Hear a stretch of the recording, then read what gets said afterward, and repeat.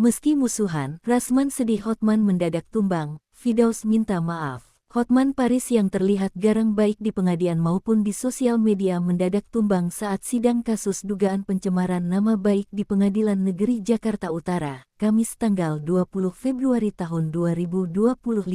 Hotman dibopong keluar dan kini tengah dirawat rumah sakit. Ia memposting dengan tangan diinfus dengan caption, demam tinggi. Sejumlah doa dari rekan dan kerabatnya berdatangan. Belum diketahui sakit yang diderita Hotman, namun kuat dugaan dia kelelahan dengan serangkaian kegiatannya. Rasman Arif Nasution, lawan Hotman di sidang mengatakan, melihat saat Hotman dibopong dari ruang sidang untuk dibawa ke rumah sakit. Dalam pernyataannya, Rasman menyebutkan Hotman harus selalu dalam kondisi sehat karena banyak rakyat yang membutuhkan jasanya, terutama kasus-kasus penting. Apalagi dalam kasus-kasus besar seperti 911, banyak orang yang membutuhkan tangan dingin dan kepintarannya. Sementara itu dikutip dari Grid.id, Firdaus Oiwobo mendoakan supaya Hotman Paris bisa segera sembuh. Dia mengingatkan akan rekan sesama advokat itu menjaga kesehatan. Sebelumnya Firdaus yang sempat naik meja saat membela Rasman dan kini dipecat itu meminta maaf kepada Hotman.